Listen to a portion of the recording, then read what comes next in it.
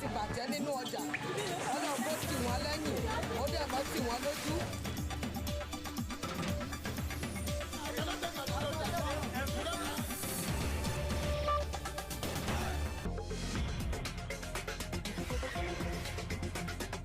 ìgbàwá tí nàìjíríà ń ṣe ọjọ́ oúnjẹ dẹ̀ tó wọ́n fún àwọn amẹ̀kúnnù ilé ẹjọ́ kò sówó nǹkan.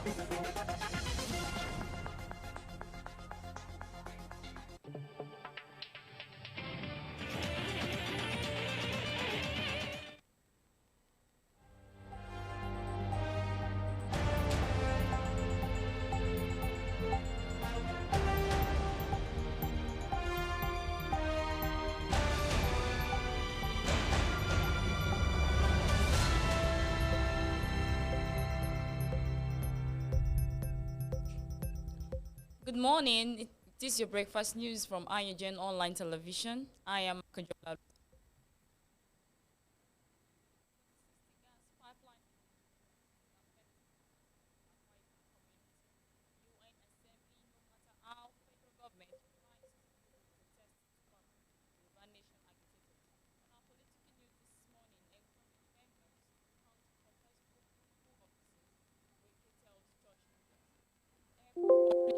PDP airborne clash over Umahi's 10 billion naira request from presidency.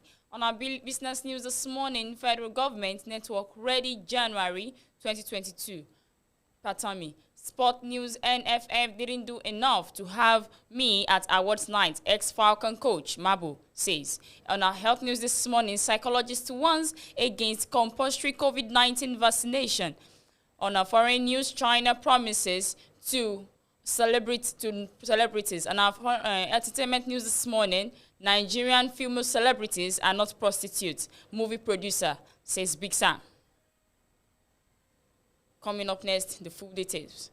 2016 gas pipeline explosion still affecting us, Akwa Ibom community. Obotim Insit community in Insit Ibom local government area of Akwa Ibom state on Wednesday lamented that the effect of the gas pipeline explosion that occurred in 2016 in the community is still killing people and destroying economic trees and livelihoods. The gas pipeline, which runs through the community from Ukanafun to Calabar, Cross River State, exploded at Asan Community High School in the area, killing more than 28 people and had rendered the land unproductive. Speaking at a media briefing in the community, the village heard Etiedon Inibong Akpan expressed disgust that his people are still suffering from heart attacks while houses are still collapsing as a result of the incident. Since the gas pipeline explosion, we have been living one effect from the other, damage after damages. Many houses have collapsed. Water from rains is always black and unfit for consumption as a result of the gas emissions, which is still in the air. Most of our people are suffering from heart attacks. The roof of Asan Community High School, where the incident occurred, have been ripped open, and since then, no conscious effort has been taken to renovate the school. Recently, students writing WASCCE in the school had to stop writing exams to allow the rain to stop because of the leaking roofs. There is no electricity in our community since then because the 7 energy company ordered that the transformer be disabled to enable the fire that erupted from the explosion to be put out. We can't even breathe good air because the atmosphere of our community is still very polluted. This has led to serious health challenges for the people, he lamented. The community disclosed that it has requested 7.6 billion naira compensation from the company to enable it clean up the mess and called on both the state and federal government to come to the aid of the community. We are also urging the Akwa Ibom and federal government to intervene so that we can live our lives back, the village head added. UN Assembly, no matter how federal government tries, we will protest tomorrow, Yoruba Nation agitators. Yoruba Nation and Biafra agitators have insisted that the federal government cannot stop their protest at the United Nations headquarters in New York on Friday, that is tomorrow. The chairman of Nigerian Indigenous Nationalities Alliance for Self-Determination, Professor Banji Akintoye, made this known in a statement on Thursday, alleging the federal government is sponsoring a counter-protest. The indigenous people of the south and middle belt of Nigeria, under the aegis of NINAS, had staged what it tagged Million Man Freedom March on September 14 and 15 opposite the United Nations headquarters in New York to show before the world the crimes against humanity, attacks on press freedom, free speech, and other criminalities being aided by the Buhari-led government of Nigeria. NINAS is also demanding the conduct of a regional referendum so that the indigenous people can decide on their nationhood. The group also described the 1999 Constitution of Nigeria as a fraud against the people of South and Middle Belt, saying it was enacted without the consent of the people. NINAS is also demanding from the United Nations that a Fulani militia group masquerading as a trade union, Mieti Allah, should be declared as a terrorist organization, having openly taken responsibility for series of genocide in the South and Middle Belt regions. The grand finale of the NINAS Million Man Freedom March holds on 24th September 2021. The day President Muhammadu Buhari will be addressing the 76th section of the United States General Assembly, the agitators insisted. Akintoye, in a statement made available to newsmen through the NINAS Director of Public Communications, Mr. Maxwell Adeleye, said no matter how the Nigerian government tried to cut to the NINAS Grand March, the will of the people shall prevail. He said, we refuse to be rattled. We shall not be intimidated. No oppressor has ever triumphed against the collective will of the people. The people are the government and power belongs to the people. The people make the constitution. The sovereignty belongs to the people. Our own strength lies in the hands of the people. Therefore, our march shall be people-centered. It shall be peaceful, as usual.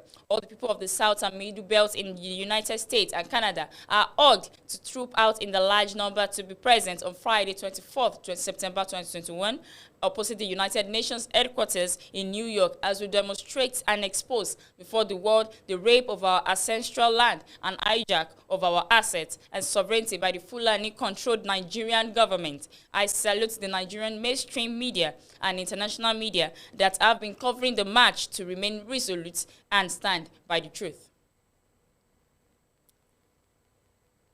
On our political news, encourage members to contest political offices, Wike tells church leaders.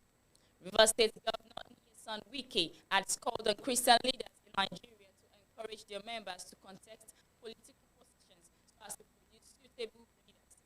Wike, who made the call on Wednesday, admonished the church to encourage its members to be part of the governance process, even as the 2023 general elections approaches. This was contained in a statement issued by the media aide to the governor, Kelvin Ebiri, titled Church of Nigerian Honors, Wike, Sanwo-Olu Akeredolu, Orders.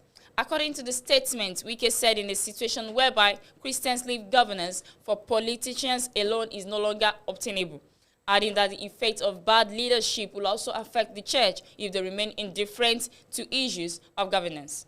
You must be part of choosing leadership. Don't say you have no role. You have a role. When you don't participate, bad leaders will emerge. And when bad leadership emerges, you are part of it. You must encourage your people to be part of leadership. I didn't go to any school to study leadership. So nobody should say that as a Christian, you cannot be a governor. No. The head of SUBEB in my state is a priest, and you can see the leadership he has given to that agency today.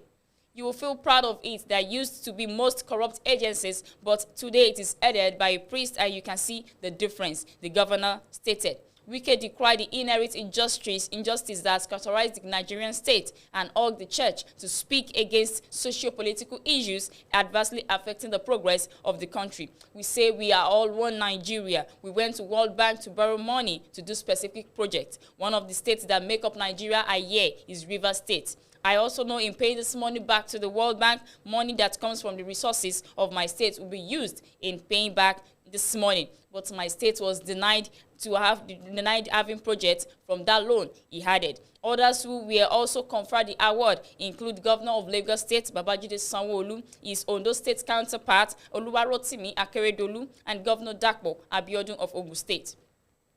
Airport completion, PDP airborne clash over Umahi's 10 billion naira request from presidency.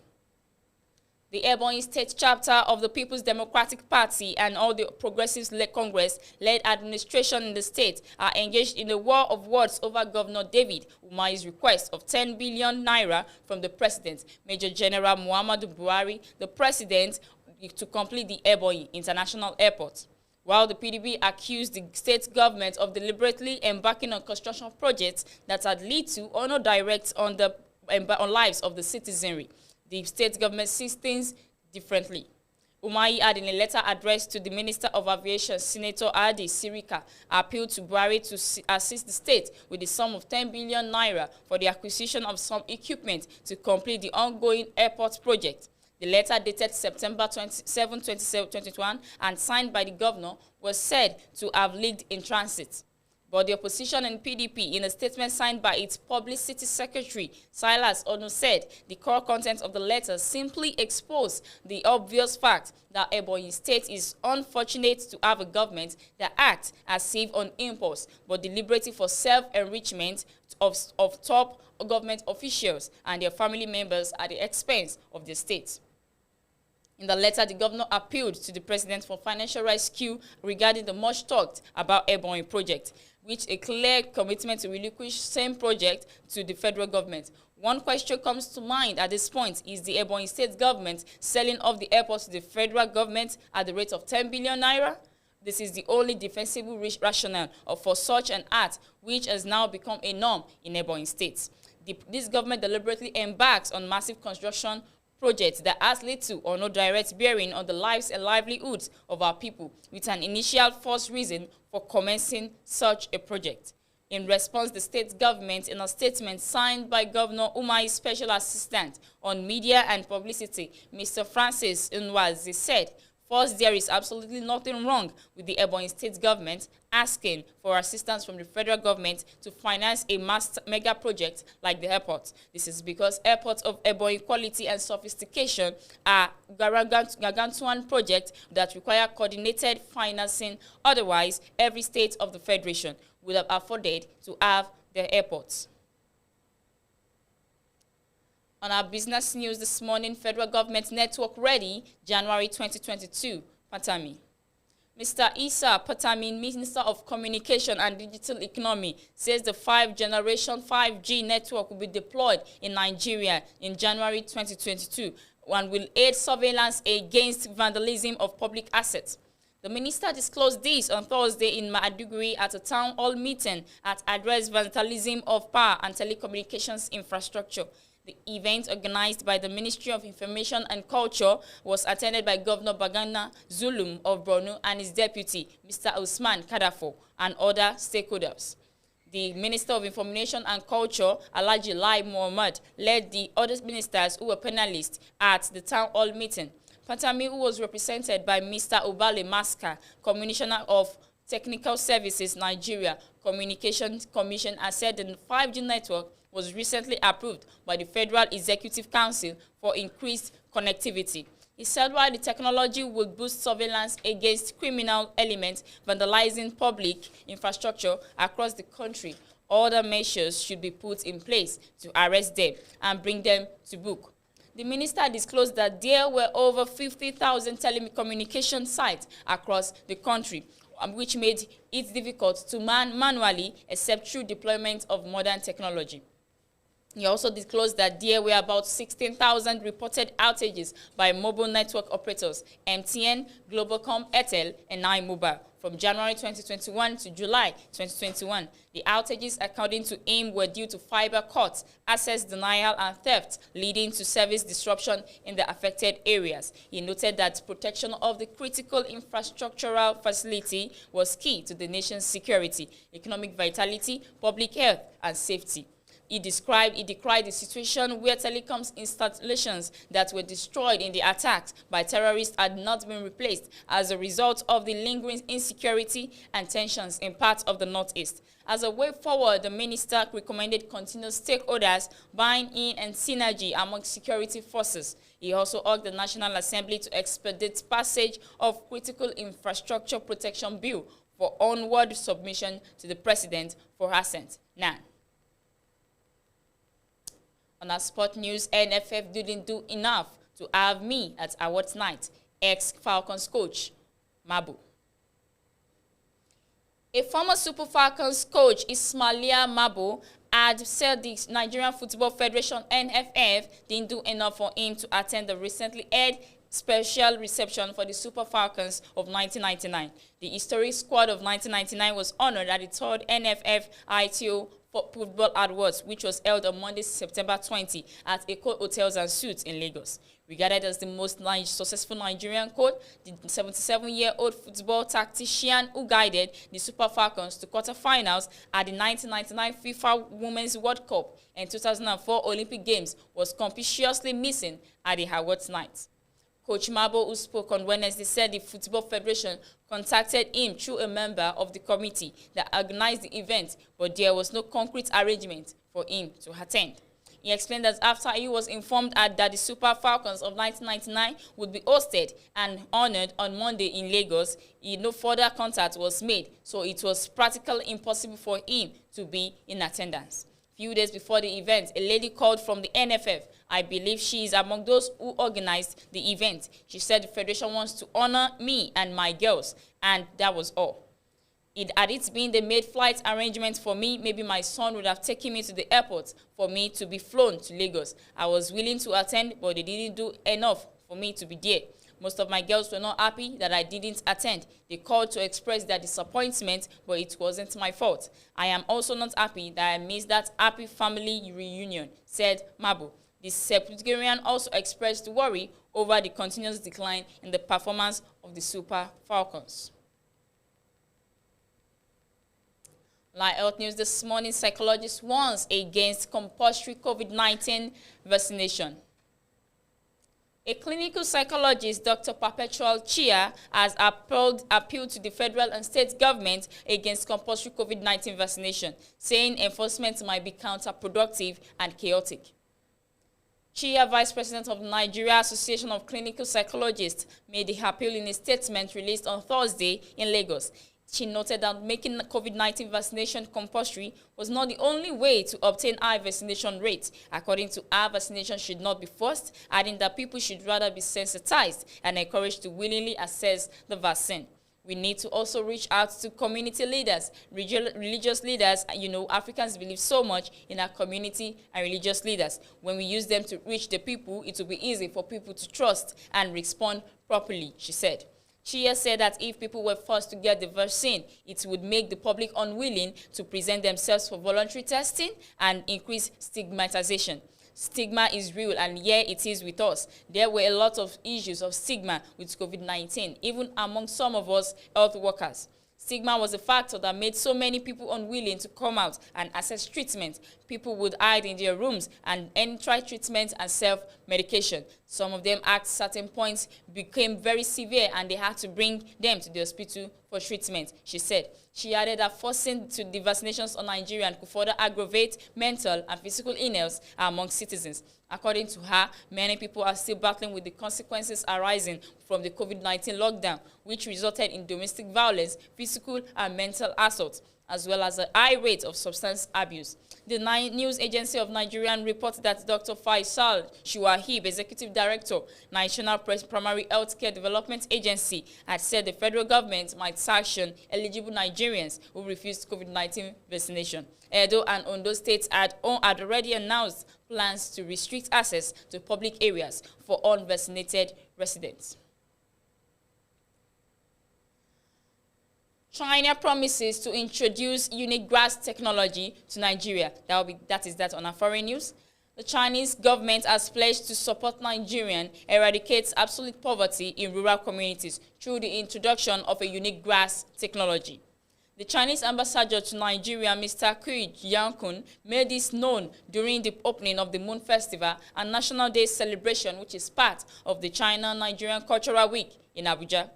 Mr. Kui said the Junkao, which is a form of dryland grass technology used by the rural poor to grow both rice and mushrooms and to feed animals, has helped millions of people in their industries. I am working hard to bring this technology to Nigeria, he said. Kui said if China with 1.4 billion people, which in 2012 had over 128,832 impoverished villages and countries respectively, could eradicate poverty by over 98.9% through the efforts of the Communist Party of China. Nigeria can do the same. In Nigeria, we have huge, abundant natural and human resources. I think we can share what we have done, he said. He observed that 6 young people could learn new things in a rapidly changing world. The government was planning to take many young Nigerians to visit China, specifically to see the rural areas and how poverty was eradicated. He expressed hope that with poverty and insecurity addressed in Nigeria, the country could be restored to greatness. Also speaking, the president of the China Chamber of Commerce, Ye Xunjin, advocated for more cultural exchange and understanding between Nigeria and China. In her remarks, the permanent secretary to the Federal Ministry of Information, Dr. Ifeoma Ayamakutu, commended China for its youth-oriented programs, which could contribute to lifting 100 million people out of poverty in Nigeria in 10 years. She added that China and Nigeria's celebration of National Day on the same day of October 1 is a statement to the great relationship between both countries. The DG of the Nigerian Center for Art and Culture, NCAC, Olusegun Rusewe, commended China for exhibiting friendship with Nigerian through scholarships, skills transfer, and infrastructure development. On entertainment news this morning, Nigerian female celebrities are not prostitutes, movie producer says Big Sam. Nigerian movie producer Samuel Olatunji, popularly known as Big Sam, has debunked the idea that successful women in the entertainment industry earn their money through questionable means. The public relations expert took to his Instagram page on Thursday to condemn Nollywood actress Naji Charity, who in an Instagram stories wrote that being a female celebrity in Nigeria is more like an advanced prostitution, SIC. To her post in uncharitable to women is stating the obvious, which is more uncharitable, is the fact that she is a woman. That I believe because these days you never can tell. The producer said. He added, what you are implying is all these successful female celebrities, both in entertainment and outside entertainment, are prostitutes. Go to where they are or are maintaining what they are by prostitution. Well, nothing could be further from the truth. Naming celebrities such as Linda Keji, Toyin Abraham, Funke Akindele Bello, and Iniedo, the Dear Afi producer attested to lucrative means by which several celebrities he has worked with make their money. He said there was a time someone called me to say make the kind of money she has. That year Linda was charging 50,000 per post. Now it is 150,000. I asked the person to open the blog and we did counting of sponsored posts for that day as at 6 p.m. Linda has done about 20 sponsored posts. That year Linda was ranking in about 2 million daily before COVID and after. Toyin Abraham was making over 5 million monthly. About 10 years ago, we struck a major deal for Iniedo. My first cut in the morning was over 1.5 million. Till date, Ini is making legitimate money quietly and in quick succession to have warranted talk that she is the richest actress in Nigeria. About 2 or 3 years ago, Funke Akindele Bello made over 1 million USD from just one of her projects. Also mentioning the likes of Kemi Adetiba, Uche Jombo, and Lizzie J. Big Sam said, if you see all these women living life and living well, don't let your limited brain deceive you that they only make it by grazing beds of powerful men. Some of these men actually live off them. Women are doing well and it is possible for the upcoming one to do better without turning to prostitution, he continued. He further encouraged ladies to ignore the claims by Inaji as she doesn't know what she's saying. And that will be that on our breakfast news. We'll be right back.